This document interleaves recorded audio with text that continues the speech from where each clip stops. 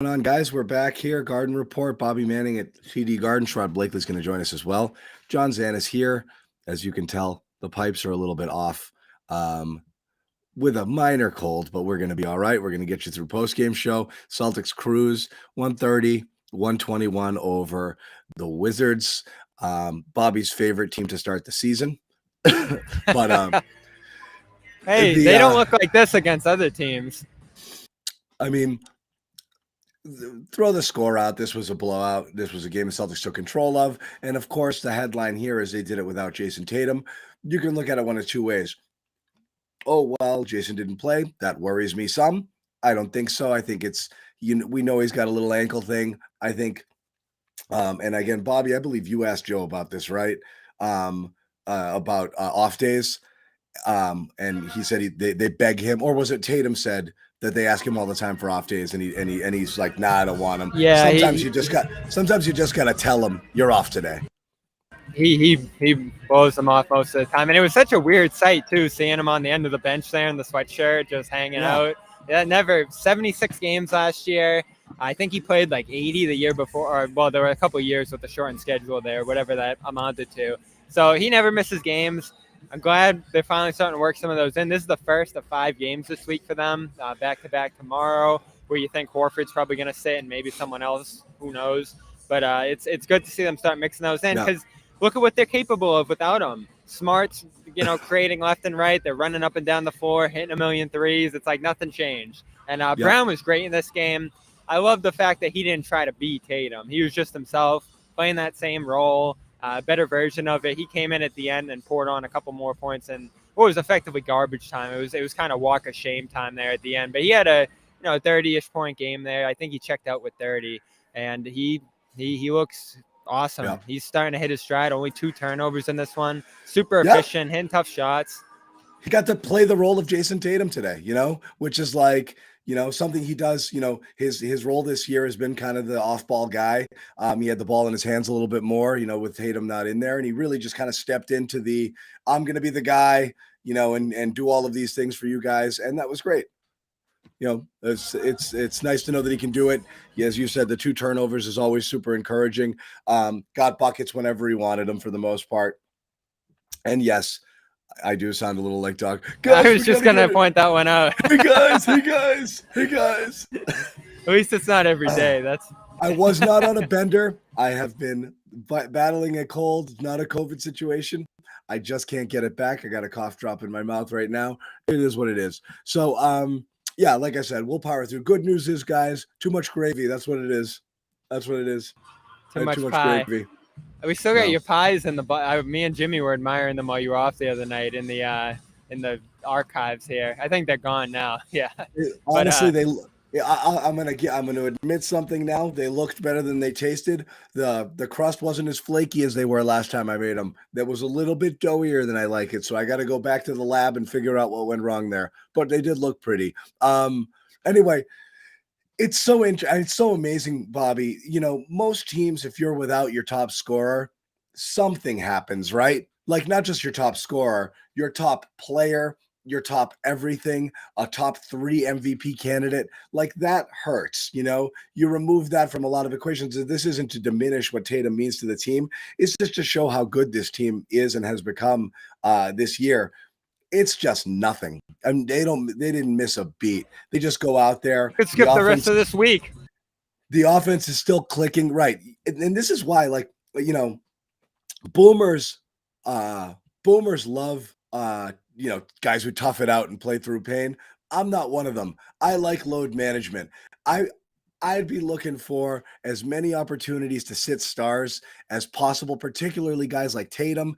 When Rob is back, I want to find more off days for Al. You want to build in Rob off days.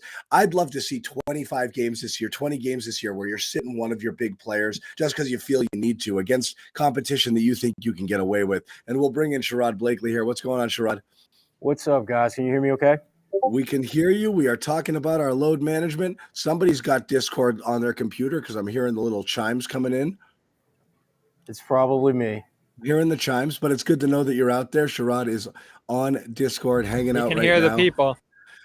You guys can be too. If you aren't already, head over to our Discord server. Definitely and join our community, join our chat. Sherrod, takeaways of this game. We're just talking about, Tatum's gone. You don't miss a beat. It really is amazing. This team, I go back to a couple of years ago. It felt like when they missed, if they missed any single, or even the beginning of last year, but they missed any single starter and they couldn't win, Right.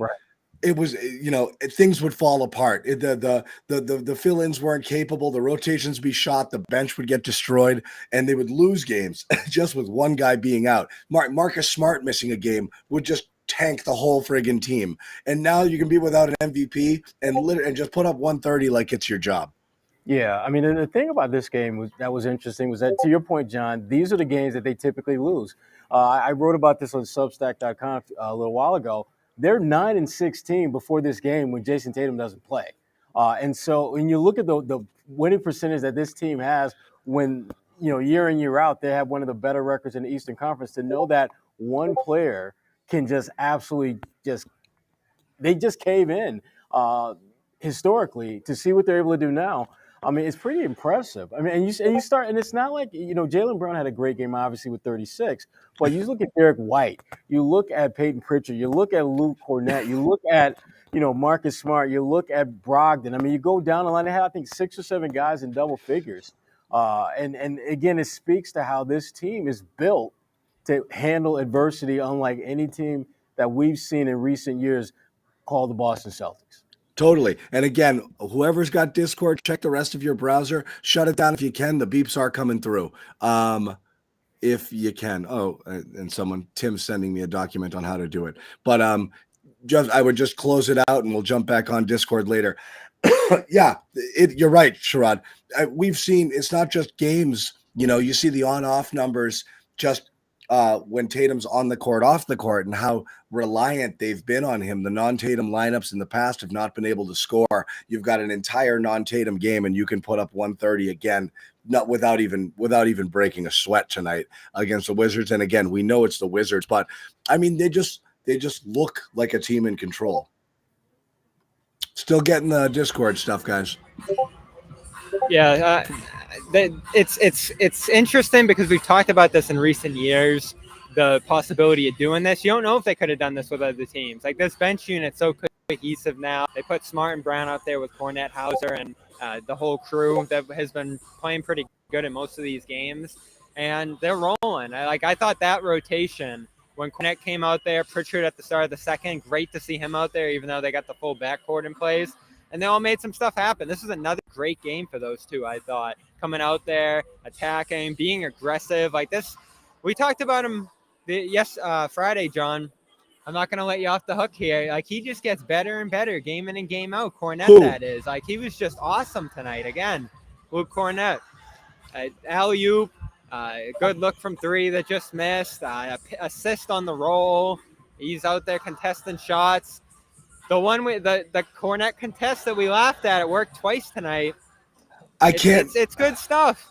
I don't want to. I like Luke. Like it either. We had this conversation, John, but it keeps working. I like Luke. I don't believe it's working. You know what, Bobby, next time, I want you to go into the visiting locker room during a Cornette contest game and ask the shooters who shot them whether or not they noticed that he was jumping in the paint and what they thought of it. I am curious the opposition's reaction. I don't want to know what Scal thinks. I don't want to know what you think. I want to know what they think. Is that throwing them off at all? I do want to hear it. I really do. And if I am legitimately curious. I'm not saying it as a dare. I actually do want to know from a shooter's perspective if that enters their brain at all. Guys, again, I can't figure out who's got it, but anyone got, Bobby, is it you on a different browser with Discord? Definitely not? Huh. Interesting. Yeah, I think it's you, Sherrod. I don't know. You might have it on a browser. You just can't see it, or a different window. He's got it. Okay. Sherrod's going to get rid of that and we'll come back. Look, I like everything Luke's bringing for you right now. Best thing about him is he doesn't look overwhelmed. And I really like where he the spots that he moves to on offense. I like that they look at him sometimes, cutting to the basket and down low there for those easy buckets. Again, we've said it in the simplest way possible. one of the best things Luke Cornett can do is just be 7 feet tall, and like reap the benefits of everything that comes with it. He's had some really easy, well-positioned block shots where he's just moving his feet, staying with a guy, and he's just there where he doesn't have to overreact or anything. He's almost blocking half of these shots standing because his positioning and his anticipation has really been outstanding on some of these plays. That stuff's terrific. It's there. He's not a threatening rim presence, but he's 7 feet tall, and that's a big deal. As long as he gets to the right spot and he's in the right place, he's challenging shots. That's really all they can hope for. It's not the intimidating presence that Rob is. And again, he's doing the right things on offense. Like you said, he's, Marcus looks for him on a lot of these cuts, and, he runs the pick and roll fairly well. I have nothing but good things to say about Luke. Yeah, I mentioned this on Friday's show. His rim deterrence is the best in the NBA. And it's not like he's blocking shots left and right, like you said, though. He is starting to really rack them up now. I think he's in the 100th percentile of decreasing opponent shots at the rim, which is exactly what they want to do defensively. Fits right in with their game plan. And listen, over an extended stretch, would he be exposed? We saw him in that Cleveland game earlier in the year have some trouble with Allen and with Evan Mobley. That's where you start to think, all right, you pick your spots with him. I don't like that they got away from him for a couple games there, though, where they weren't playing him at all. And even on Friday, they weren't playing him until they got in that deficit in the third quarter, put him and Pritchard out there. We've complained about Pritchard's lack of minutes, too. You can't play everybody, but I do wish they started to trust some of these guys that are showing them some stuff a little bit more. I like it, and I do think we pick your spots, and that's it. You pick your spots, and there are matchups where I do think they're a little bit hesitant to have him in there. I think those are the ones where you've got kind of a true, forceful, more physical center. There's just fewer of those in this league. I think there's minutes for him to be had. And I still think there's minutes for him to be had when Rob's in there, because, again, going back to the Tatum argument, Bobby, not Tatum argument, the load management discussion, I want to see all of those minutes come down. When Rob comes back healthy and they have everybody, if they're playing all of their guys, you want to see everybody come down a little bit. You want to see Al be in the low 20s range. You want to see Cornette slip in there for 10, 12 minutes and Rob be 20, 24. You really don't want to be, burning guys out 30, 35 minutes. 35 minutes plus every single game. We'll bring Sherrod back in here as well. If you can. So, whether it's Pritchard, whether it's Cornette, you're playing more 3-guard lineups in there in order to give Tatum and or Brown a little bit of rest. I think all of that's worthwhile. Well, John, the thing. Go ahead. Yep. No, I was just going to say that what we're talking about for the most part are the problems that every team would love to have. They've got too many guys that can step out on the floor and make the most of their minutes and actually give you a lift. I thought, to be honest, tonight, I thought it was a little bit earlier than I thought for Joe to kind of basically go to the end of the bench. You kind of figure that, because he went like really early in the third, which is just that's not normal. So I was surprised that they were able to really maintain control basically up until maybe 6-7 minutes to play. And basically, you're playing your end of the bench guys, the Pritchards, the Cornettes of the world. And so this Celtics team is scary good right now. They look scary good. Yeah, it's champagne problems for the C's right now, right? It's no. I can't believe what they're doing night in, night out. It's like Warriors. I've thought this the last couple of games. Like those Warriors teams, mid-2010s, what they're doing on both ends, because the defense is really coming around now. They're just destroying team. Again, this Wizards team isn't bad. 10th in defense coming in, 500 team, and you're up 26 through 3 quarters and sitting your guys down. It's insane. But you know what, Bobby? The one concern I have, and I still think is a problem, is they're letting teams shoot too damn well from the field. This Washington team shot better than 50% pretty much the entire game. They finished with around 53%. And Washington, you're right, they are a good team defensively, but they're pretty average, maybe even slightly below average in terms of making shots. They came in like 17th in the league in field goal percentage, and yet they shot, pretty much well over 50 for most of the game. The Celtics, at some point, that is going to bite them in the ass if they're not careful. That's my big concern with this guy, that teams get a little too damn comfortable knocking down shots against them. And again, this has been a thing all year, Sherrod, and it keeps going back to we keep kind of not debating, but trying to decide, is defense a problem? or is it a choice? And I keep saying, I keep leaning towards choice in the sense that I just don't believe. I think like I think if you're playing your 10-year-old nephew in one-on-one, you're just gonna kind of sit back a little bit. You'll let him get some shots, and if he's hitting them all, and the game's 9-7, and you're like, all right, I can't lose this one. You'll D it up. He's never gonna get a good shot off again. You'll block some shots. You'll shut it down. You'll get the win. Pat on the butt, good game. I think there's a little bit of that going on. I think they know they're better than teams. I think they know that they're jumping out and just able to outscore teams. And again, defense takes effort, and I do think they're picking and choosing spots. I'm sure head coaches don't love that. And when you have certain games where it's really bad, and they had one last week against Chicago, then you're not shooting as well either, and you're giving up really easy stuff, you're going to look at those and be like, guys, come on, you can't. But against the Wizards, I'm just not surprised because I just don't think they could ever fathom that they're going to lose this game. So I just don't think they're ever going to put that full effort in there. They're just like, we'll just run with these guys until we run them off the court. Well, one of the things Joe's talked about in recent weeks is contesting threes, and they had a pretty good game guarding the three defensively in this one. At one point when I checked recently a couple games ago, they were in the top 5, 10-ish in terms of giving up wide open threes. So you got to clean that up a little bit. That's going to hurt you against certain teams. Not this one. This one just really struggled to hit out there, and that's where a Cornet contest can help against the Jordan Goodwin, against whoever else is out there for Washington. Beal was. I swear, you get paid for Cornet mentions, don't you? It's like subliminal advertising. Like you're sponsored, okay, to say Cornet a minimum 15 times in a broadcast. It's brought to you by Luke Cornet. Yeah. Well, it's a thing. It's something. I thought Jaylen Brown was terrific tonight. John, I agree. This thing Luke Cornet told me the other day was, and I'm like, well, how did we get to Luke? We were just talking about Jaylen, I don't know how we get there sometimes. Hey, I don't know how the hell did we just get back to Luke Cornet? I don't even know how you did that.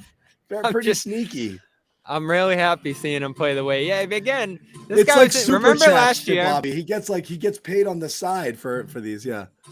Remember last year, he had just come over from Chicago at that deadline. They had a million centers in. Tristan, he's doing it again. Yeah. He couldn't get a spot on this team. He signed that G League deal to go to Maine.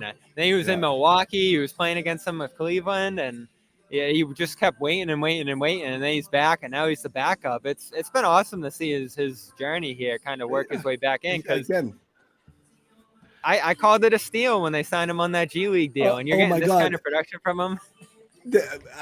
Stop. Hey, all right, where would you put him, John? Where would you put him on the leaderboard? In this game? Bobby, you were being admonished, and you took it as an invitation to continue. I love it. Right, I love it. You want to talk about Jaylen, John?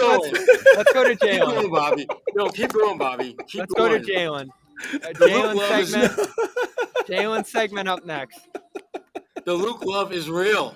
The Luke love is real. No, how Jaylen look to you, Sherrod? How about this? Hold on, time out. We spent the first 18 or so minutes on Luke Cornet. I promise we'll talk about some other Celtics related topics. But first, we do want to tell you a little bit about one of our sponsors. Who should we begin with today? It might be brought to you by Luke Cornet. Brought to you by, as you know, one of our terrific sponsors, Athletic Greens. Sounds like I could probably use an extra dose tomorrow. Not feeling great, and I could probably use a little bit of infusion of some extra vitamins and supplements. It is a product that I take every single day, as do all of us here at the Garden Report. Started taking it because don't have time to be chasing all of the different things that are recommended that you're supposed to do. You get it all in one shot with Athletic Greens, 75 high-quality vitamins, minerals, whole food sourced ingredients, probiotics, adaptogens, all help you start your day right. diet friendly. It's got almost no sugar at all. Supports better sleep quality and recovery. It is endorsed by 1 million healthcare professionals, athletes, 5-star reviews, 7,000 and counting, celebrities, what have you. So again, right now, time to reclaim your health, arm your immune system, convenient daily nutrition, 1 scoop, cup of water every day. No need for 1 million different pills and supplements. To make it easier on you, as you can see here on the bottom of the screen, if you go to athleticgreens.com/garden, we will send you 5 free travel packs and a year supply of vitamin D supplements. Again, athleticgreens.com/garden. Also, I believe Nick Gelso, if he's true to his word, and of course he always is, did send the first shipment of phenomenal t-shirts. You will get a free t-shirt with a purchase of any product that you buy that is recommended by us here at the Garden Report. And we will send you a t-shirt. All you have to do is DM me a receipt with your address, full name, and shirt size, and we will send it on our way. We also want to tell you, about our other sponsor. We can tell LinkedIn sponsors other shows on the network. I'm not afraid to give them a shout out, but it is Calm, another terrific sponsor, one of our sponsors here. Everyone knows about it now. #1 mental wellness app, gives you the tools to improve the way you feel. Special 40% off a premium subscription when you go to calm.com/garden, which is terrific. 100 million people around the world use it. Guided meditations improve your focus with curated music tracks, rest and recharge with the sleep stories. Terrific stuff, constantly updated with that premium subscription. So once again, calm.com/garden, 40% off that premium subscription. Guys, take the conversation in any direction you want to go. We did talk about Jalen. Anything else that kind of stood out to you today, Sherrod, in this game? Just the balance that the Celtics. I think one of the things that makes them really a tough cover is that you really can't lock in on 1 or 2 guys. They're showing the kind of versatility and diversity with what they're able to do at both ends of the floor that makes them an extremely difficult team to scout. I mean, the scouting report says let Derek White shoot. Guess what? He's burning you. The scouting report said Peyton Pritchard is in a bit of a slump. He's knocking down shots. The scouting report says, you close out on Sam because he doesn't put it on the floor. What does he do? He puts it on the floor and finds guys in the corner. They are evolving as the scouting report evolves, and teams are having trouble keeping up. That's when I talk about them being a scary team. That's what I mean. They're figuring out how to beat you before you can figure out how to beat them. I love what Hauser's bringing as you bring him up right now. Like he's another guy like Cornette that you could just sprinkle in and get a lot of impact from. Pritchard, big production in small amounts. That's so key for these guys off the bench because you can tell there was this thing last year with those guys, and we've talked about the comparison in minutes and how they've used their depth this year compared to last year. I felt, and I think they probably felt to some degree, that you weren't going to be able to get enough out of these guys from just sprinkling them in. So what was the point of running like 4 or 5 minutes if you just weren't going to get anything from them? And that was a problem with Pritchard last year. Hauser, we just never saw it, so you never knew. And they had other bigs last year like Tice, but this like 4 or 5, 3 or 4. How many minutes does he come in and play? I know he got a lot of run in the 4th. But this is just great production for 17, 20 minutes. It's very efficient. You trust him going to him. He's hitting runners in the lane, just doing a lot of different things for you. And I just love where he's at. We can go back and forth about the defense, which I still don't love with him, but I think he makes it work. See, you're talking about Hauser? Are you talking about Hauser's defense, Bobby? Oh my God, Bobby. He's been terrific. He's been so much better. Well, I think even, throw out expectations for a second. Just look at the body of work. I mean, he's a solid defender. He doesn't get beat that often, and he's a hell of a rebounder at his position. I mean, he's done more to earn the right to be on the floor than just knock down shots. He has been one of the great revelations on this team this year. I would put the impact that he's made over your boy Luke every day. Because think about it. He figured out how to help this team without playing to what his strength is, which is knocking down shots. His ability to defend, his ability to rebound, his ability to be a physical presence out there, things that Luke, until the last couple of weeks, hadn't really been doing until recently. So, no, his defense has been solid. I mean, not even forget about solid for his position. It's just been solid. Yeah. Play was Again, that's why he was leading the NBA in freaking plus minus, and you don't do that just knocking down shots. You got to play both ends of the floor. It's strange to me. I know we have this conversation. I don't want to go get worked up over it again. If everybody could play D, rebound, pass, and shoot, they'd all be Jason Tatum, and this would be the greatest team ever assembled. You can't have those teams. They don't exist. So you need guys who do things. For the first time, the Celtics have that. They have guys that do things they need. And right now, as Dirk puts up here, everybody can shoot. And that's terrific. I'll take a team where everyone can shoot and hold their own defensively, if not excel at it, than a team that can defend like crazy but can't shoot a lick. It's a huge improvement over what we have. Hauser is not supposed to be a good defender. Hauser does not need to become a better defender to earn the minutes he's getting.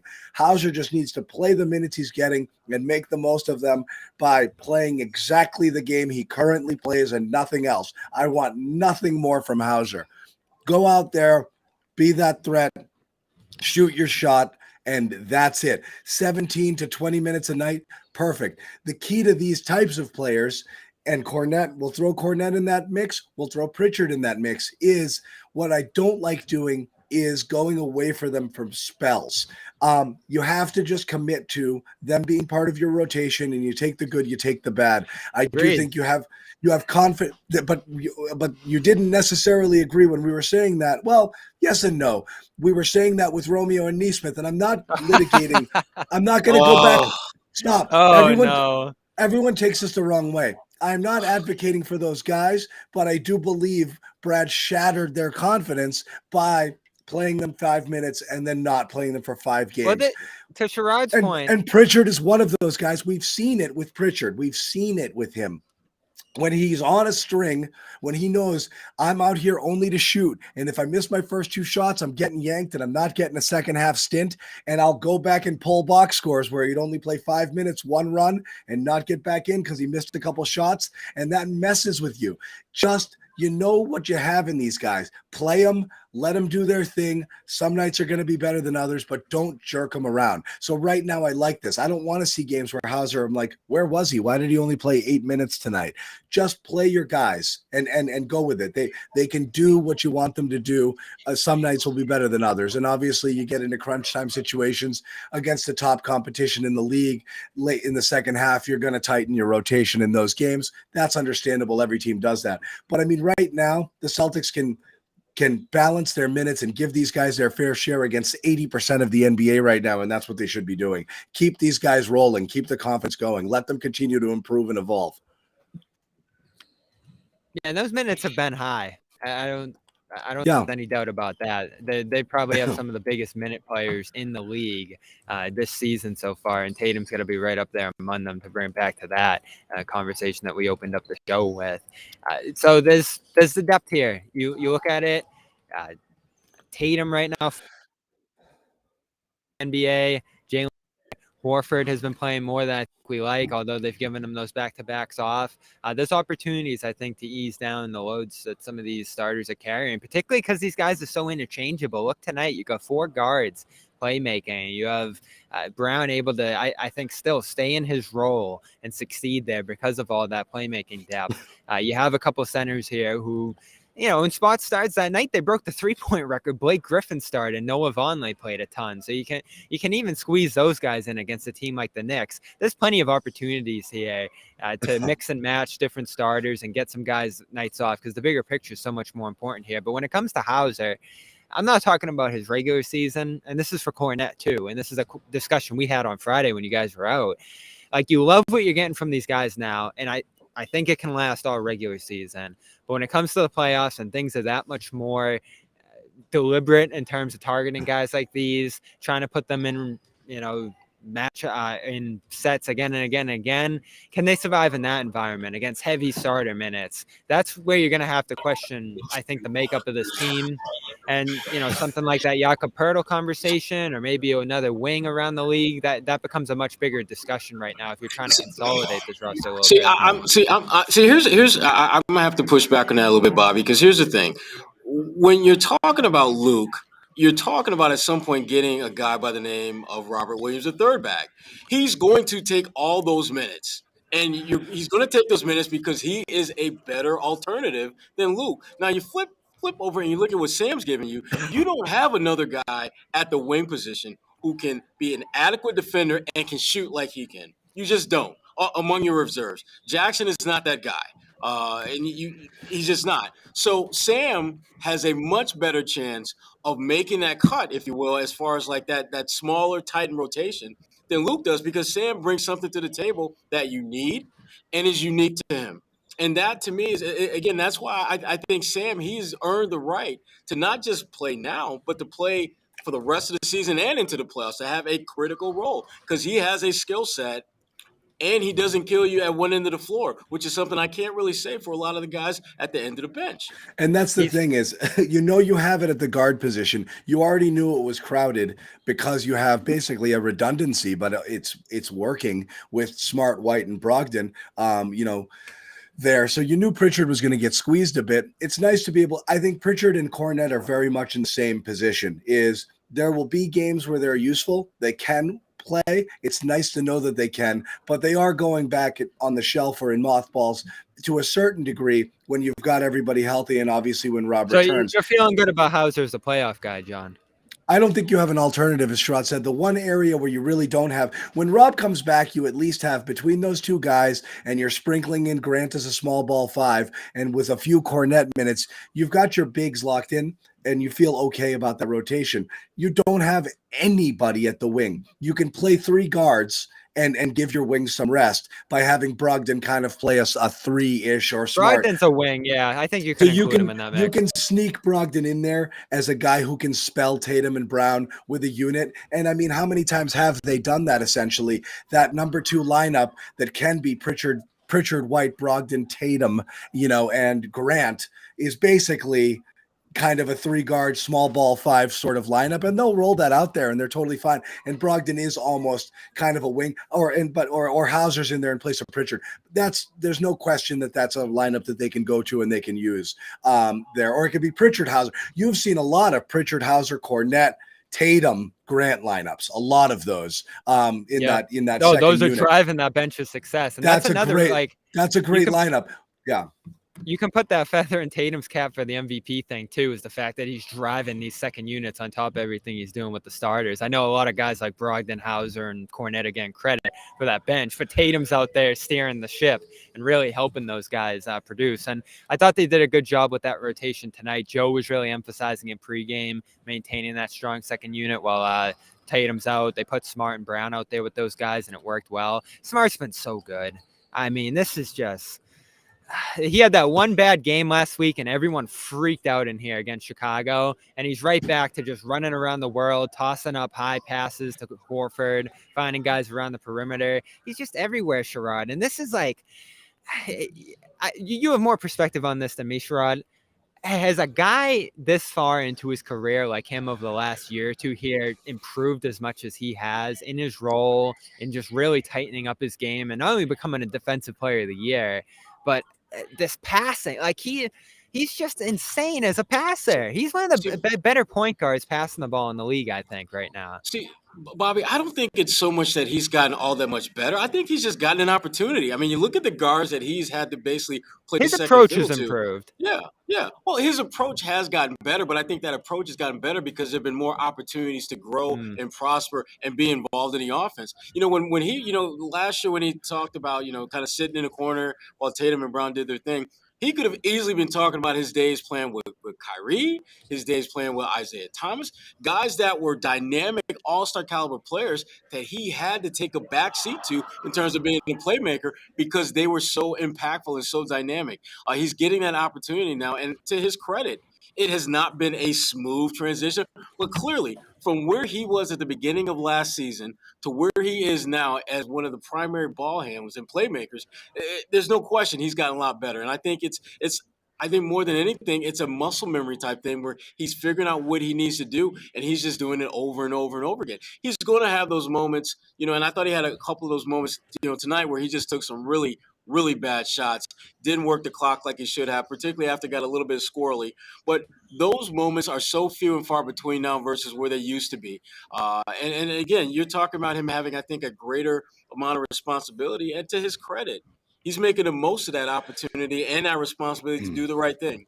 I think also there's more margin for error with what the Celtics do as a team, which means Smart's bad shots occasionally when he chooses to take them are just less impactful than they were before. Smart trying to get a little bit fancy or tricky with some passes, as he likes to do from time to time, is nowhere near as infuriating or risky. And a lot of what he's doing is just translating to more positive plays than negative plays, because the overall ball movement and the movement away and off the ball from his teammates is just better. So like a lot of times he tried to jam some passes into the lane, into traffic, where even if they caught it, they were going to go up, and now he's doing it and springing guys for easy buckets all over the place. So I think, that creativity is now helping him a little bit, because they're He's just very playing creative. and he's very creative, but now there's more openings. The floor is spaced better. It's less crowded when he's trying to make some of these interior passes, and it's resulting in some really pretty buckets and some nice backdoor cuts and some nice stuff off the pick and roll. And it just kind of showcases him a little better, where before he'd have to force the issue a little bit because there just wasn't as much there. So I actually do think he looks more in command, because everything that's going on around him is a little bit better. It's like a quarterback having overall better receivers, like right now, it's just the whole flow of the game is a lot better just with the entire offense. He has, if you're stacking up the NBA's assist leaders right now per game, Halliburton's at the top. He's just king of the world with 11. You got Young with 9. Jokic, Doncic have 8. And then in 7, it's Garland, Conley, Morant, Holiday, Westbrook, Green, and Smart's right in there with Green and Curry with 7.1 a game. Like, he has just shot up that leaderboard. Obviously, he doesn't have the ball all game long because he's playing with Tatum and Brown, so that makes it all the more impressive. And he's got more than Russell. DeJounte Murray, who we're doing backflips for every week last year, imagining what he'd look like on this team. Jalen Brunson, who got $1 million from, or gazillion dollars from the Knicks. Lowry, who I always wanted here. He's better than all these guys now. It's unreal. Like, and that's why I talk about with improvement, Sherrod, whether it's the opportunity, whether it's the approach, or just kind of getting to where he always could have with those reps. He's gotten better over the last couple of years here, from, where he'd probably have 2-3 assists per game to just being a guy who's, flinging the ball all over the gym, in control, as John said. I talked to Damon Stoudemire earlier this month about kind of coaching up Smart over 2 years here. And he said that, like, the crazy passes, John, that's what they've really been on him about. Like, when he does that, they get right on him. They're reminding him not to do that. And turnovers with him and others have really cut down this year. I think they entered tonight 5th in turnover rate, like in terms of keeping turnovers low. And that was a huge problem last year. I know, but that's it's again, the turnovers really weren't pass related, they were dribble related, and that was more of the issue. They don't dribble a lot this year. You're right. They were losing the ball dribbling too much or into tight spaces. They're moving the ball so much better. That movement has led to a higher assist rate and a lower turnover rate overall. I mean, Smart based off of his defensive reputation and the fact that he's a point guard, whose assist numbers are up there among point guards. I think he's top 5 or 6 in the league. Definitely has a outside shot at an all-star nod this year. It's something he's never really been in that conversation. I don't think he'll ultimately get it, because the guys with the gaudier scoring numbers are going to jump in there, and you've got your Murrays. Jalen probably has a better shot, right? If you have the amount of wins the Celtics have, which could end up being like, you really want to try to send 3 all-stars from teams like that, and that you see teams like that get rewarded with their 3 all-stars. You've seen the Bucks get it with that Middleton nod over guys who maybe statistically should have been better, and coaches have flat out said, how are you not going to reward a team that's doing that when they've got these guys? That is largely why a guy like Middleton would make a team where you'd see others whose numbers might have been a little bit. I wouldn't be surprised if, and you'd get Drew given the whole Sports Illustrated start of Brown and Tatum really in for him, because it's not shocking. A big deal for them is really trying to include him in that. Wouldn't be shocking, and wouldn't be shocking if there's a little bit of an internal campaign to try to get him that nod as well. There should be, based around a lot of the team's success and starting to reward real, true two-way players as well. So again, it'd be interesting. Be interesting what happens there. But I agree with all of it. I think Smart's been great. It's impossible not to continue to talk about, Derek White and his overall improvement, the way he's been. And again, have you come around on him, John, finally? It's not coming around on him. He's a different human this year. This Derek White is good. The person we saw last year was not good. Yeah, but it's still the concept. I understand. But my argument against Derek White last year was simply based off of stop telling me this guy's good. He might end up being good. He may have been better than this before he got here, but what he's done while he's been in Boston has not been great. So stop defending bad play because you wanted the trade to work out. It didn't look great for periods of time last year. He really wasn't giving them what they needed. He's giving them everything they need right now, and it's not just shot related. He's just playing a totally different brand of basketball. He couldn't get anywhere he wanted to go. He couldn't score at the rim last year either. He couldn't do anything. His confidence was shot. Yeah, and I mean the big thing that he's doing is that his presence is now it has to be accounted for by defenses. Whereas before, he was self-check. You don't worry about check. He just kind of checks himself. You don't have to worry about him. You have to now, and that's one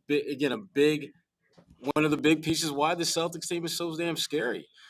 They have guys who can knock down shots. We've already talked about that. But more importantly, they have guys who have the potential defensively to switch pretty much all game long and not be absolutely devastated when that happens.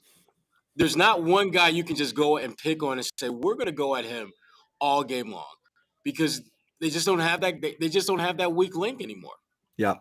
It's just, you're just adding, and again, this version of Derek White, in addition to adding a player like Marcus Brogdon, who's a freaking absolute pro and has been super impressive, I think, in almost everything that he's done, way he carries himself, way he looks physically this year, what he's done to that second unit offense, checking his ego at the door, not worrying about this guy's been a starter for 7 years, coming in here and being like, I don't care how much I play at all. I'm just part of this thing. This is a guy who, if Brown and Tatum went out for 15 games, he'd score 27 points a game, in their place right now.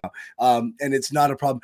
Adding professionals to the team, and that's been the difference here, is they're just pros right now. And that's why they seem so in control of a game like this tonight, is just they've just kind of got it. And everything is controlled, and it's just like it's added such a overall sense of kind of calm to things. Having all of these guys out there with the ball in their hands has been amazing. The guard play, I can't overstate how important the guard play has been to kind of just settling everything. This is a decision I think Joe Mazzulla really deserves a lot of credit for, because it wasn't clear coming into the year who that fifth guy would be with Rob out. And I don't think any of us thought it'd be White. And then he's in there to start the preseason. He's looking good. They stay with him to start the regular season. And it's unlocked him. And I liked how his shot looked in camp. Like, there was a lot of good signs coming in, but playing alongside Brown and Tatum for as many minutes as he can here was sort of the whole idea of picking him up. His shooting would improve because he's wide open all the time. He can be a secondary playmaker. I think the staff deserves so much credit for unlocking him as a screener. That's something he's told me he never really did in his career before this, screening all the time. And he's so good at it. I don't know how he got good at it without doing it, but he was just natural in the playoffs. Now to start this year, I think he's been key. This is what I said to start the year, John. He's a better screener than Rob. It's not even close. And so adding that into this movement and screen-heavy offense in place of some guys who aren't as good at that has been a big deal. And then obviously he's knocking down the three, which is always just going to be the cherry on top. I mean, this team I don't know how you shoot. They're 40% from three for 20 games. This is a quarter of the season. It's unreal. And that lineup, the starting lineup's plus 11 now in 140 minutes. It's banana land.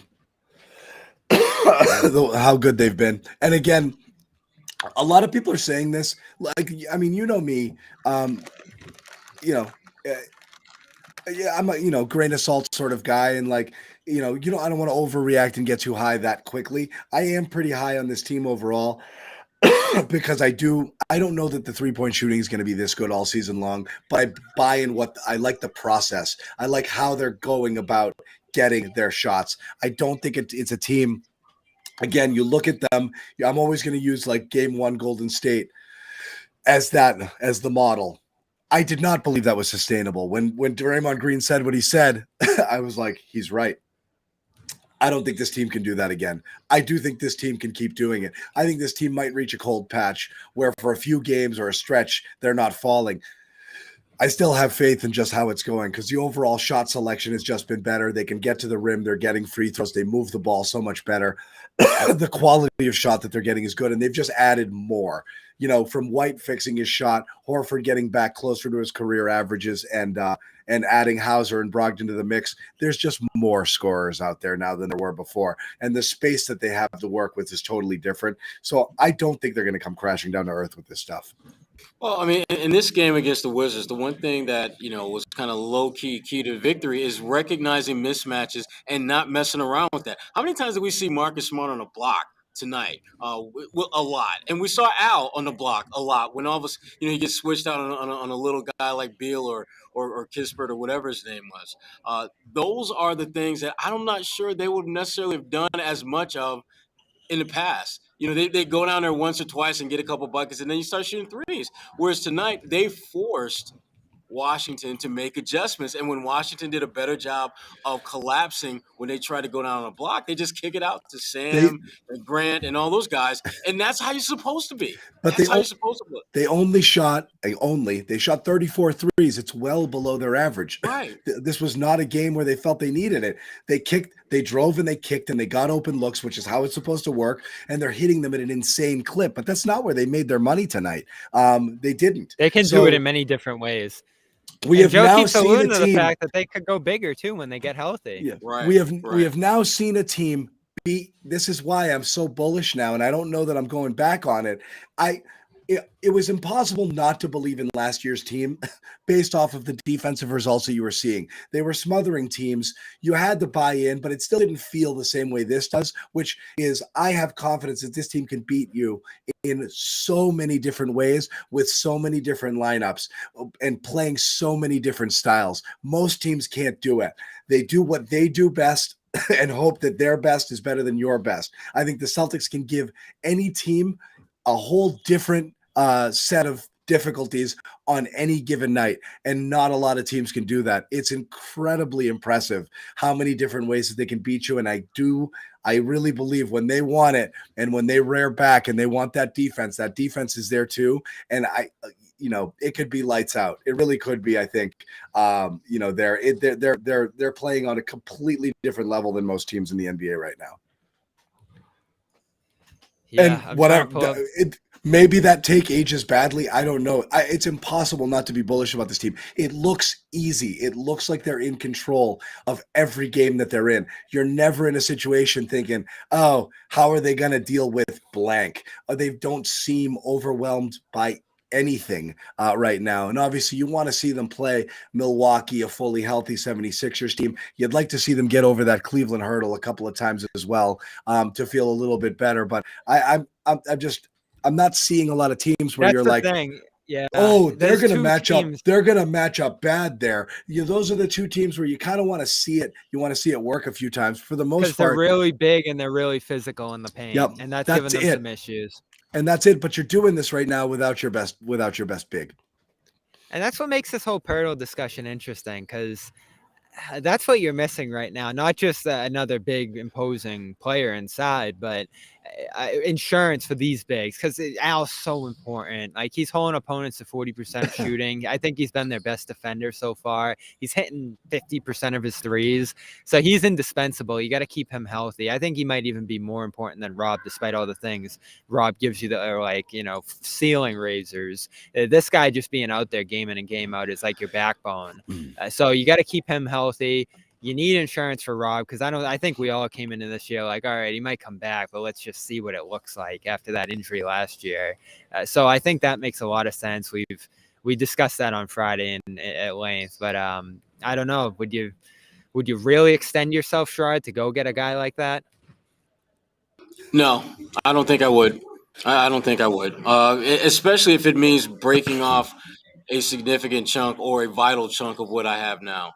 I think Rob coming back is going to be that missing piece that solidifies their position You as the believe team to in beat. Rob? I do. I think he has that type of game-changing impact when he's healthy. And the fact that he's missed so many games, I'm more inclined to believe that he's going to be able to stand a duration. Because remember, you're not going to play him 30, 35 minutes a night. In fact, you may wind up seeing a situation where him and Luke are splitting minutes, where he's playing maybe 20 and Luke's maybe playing 10. Or maybe Maybe. Al. And that, if you're the Celtics, that's a great problem to have. Where you've got to find a way, because that will have more to do with them trying to preserve Rob for the playoffs than necessarily what Luke brings to the table. Luke has been a solid contributor the last couple of weeks, and that limiting Rob's minutes when he comes back might be a way of both preserving him while rewarding Luke at the same time. Here's my thing with Rob. I didn't bring him up this time, John. No. My thing with Rob is this. I don't do anything to this roster outside of, a Band-Aid or two. If you can use that MLE, great. I'm not giving away pieces of this team unless you're making significant upgrades. Somebody wants to talk to you about Grant and draft picks, that's going to get you a higher caliber player or something like that. Yeah, maybe you'll listen to some things if teams are looking to kind of tank it up a little bit. But you got to look at what Rob, you've got enough time, presumably here, if Rob returns before Christmas, as has been reported, you have enough time to see not just how he looks, but whether or not he suffers any setbacks in those couple of months before the trade deadline. The biggest thing to me with Rob is not how he looks in the first couple of weeks, 3 weeks, whatever. It's that concern of like a flare up or something like that. Once that starts happening, I hate saying this and everyone's going to kill me for it. If that starts happening post these surgeries here, I think we're seeing the beginning of a spiral that's going to continue with him, which is that guy whose knees are already starting, the cartilage is wearing faster than you want, the arthritis is kicking in, he's starting to get bone on bone, and it's just going to constantly be having those problems, and it's always going to arise. He's going to have to manage it. Some guys can extend that for a little while. Some guys, they go really quick. I'm not You really hope not, because I'm not going to be a doomsday guy, but that's within the range of possibilities with Rob. And I hate saying it because I want to grow old with Rob, like I don't want to. I was just going to say, John will be 80. Like, there's this guy, Robert Williams. If he had one great year, yeah, if he could have kept really it going. I want to grow old with Rob, and I don't want that to be the case.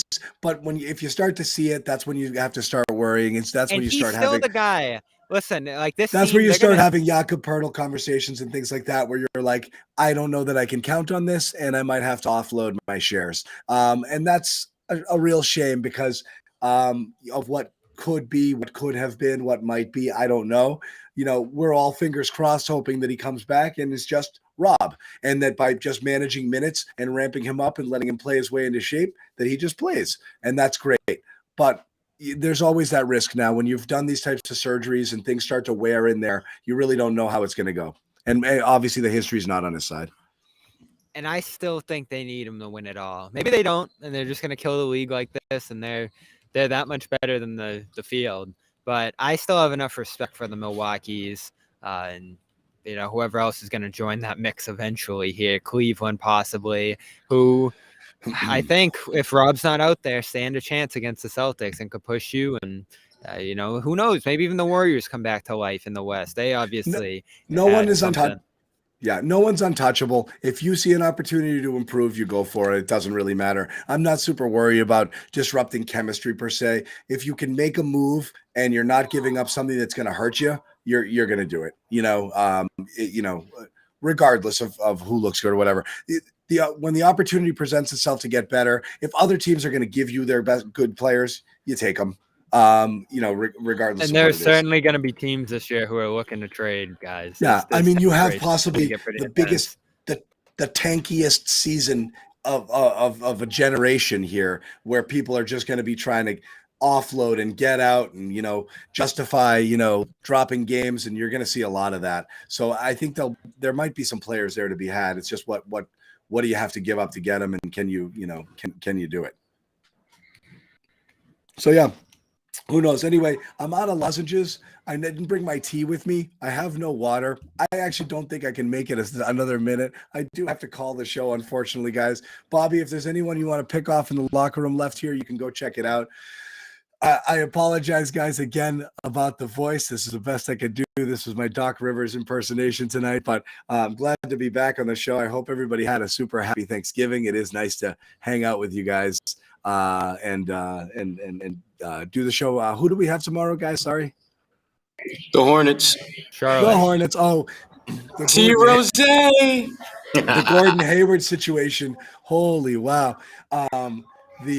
That's interesting as hell. We'll save that for tomorrow. But Robin chiming in, and it's not about police and cheese shops. She's mad at the Hornets now about how they have treated her poor Gordon Hayward. We will get into that tomorrow in advance of the Charlotte Hornets game. I love Gordon. So, yeah. I love Gordon. I do.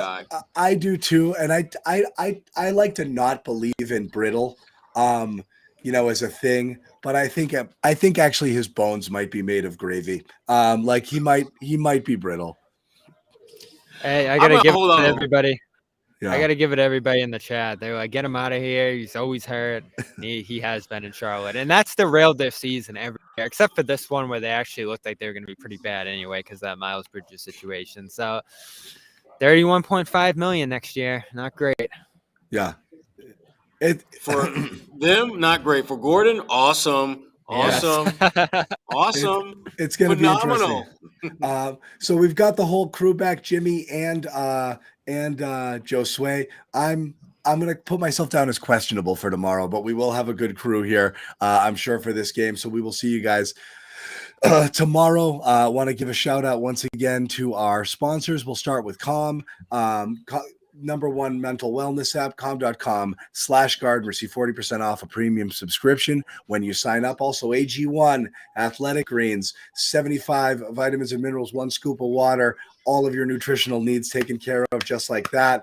Go to athleticgreens.com/garden, a free 1-year supply of vitamin D and 5 free travel packs along with your purchase. And if you support any of our sponsors here at the Garden Report, we will send you a phenomenal t-shirt. And you guys can just send me the receipt, send me your address, send me your sizes. One last thing I'll tell you guys.